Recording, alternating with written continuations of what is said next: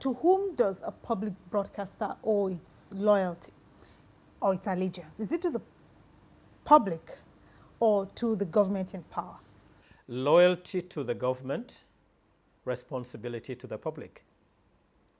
Loyalty to the government in the sense that we are obliged as public broadcasters to ensure that the programs, policies, and objectives of the government are carefully marshaled out and sold to the public. My job as the Director General of Radio Nigeria is to ensure that government policies, the objectives and aims of the government are sold to the Nigerian public, but I equally have a responsibility to ensure that the government gets informed about the issues that affect the average Nigerian, the sentiments, the sensitivities, and the sensibilities of the average Nigerian, his expectations, his cry, and the issues he considers to be germane to his existence, that he believes probably are being swept under the carpet, and he needs the government to know. We must provide these people a platform. And in doing that, we're bridging the gap of communication between the government and the governed. And I'm not unaware of the empirical political challenges that comes with this kind of statement. But that is the job, and for a Director General, you must toe the line of fairness and decency in dealing with both sides. And it's a delicate balancing act, Modele, but we try to get it done to the best we can. You are from the Northeast, a region which has been affected by violence and extremism. Your personal experience is proof that education is what lifts one out of poverty. Absolutely. Do you reckon that this fact is generally appreciated? It is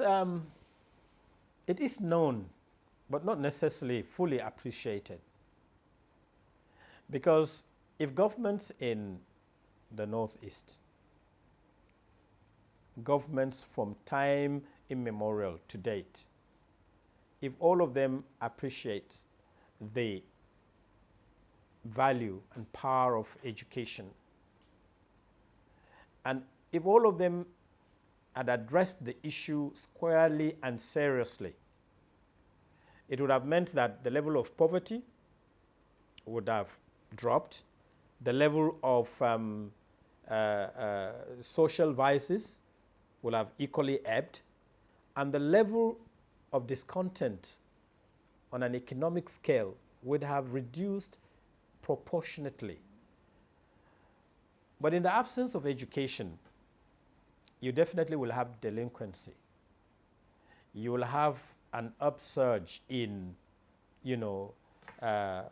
people, starting as tiny miscreants to glorified gangsters and those with arms now that are threatening the very fabric of social coexistence in the Northeast and in other parts of Nigeria. Now, if we must move forward as a nation, we must understand and appreciate that education unlocks opportunities. And if you are able to address that, then the issue of insurgency, because nobody who is educated will go and strap himself with anything that, will kill people unnecessarily. And I believe that we are on the right track. Right now, we sent reporters to the Northeast to do a special report in the last 2 weeks.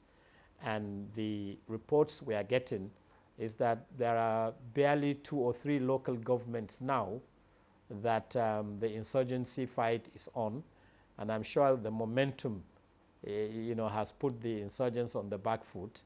And our prayer is that everybody will be on board to support the Nigerian troops and the president to ensure that come the end of December, the pronouncement on winning the war against terror you know, will be adequately and comprehensively succeed.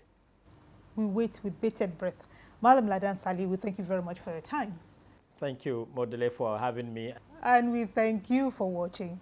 Please join us next time when the program returns. But between now and then, let's continue the conversation online at channelstv.com. Do tweet me your thoughts at MoreDailySY. Thank you again and see you soon.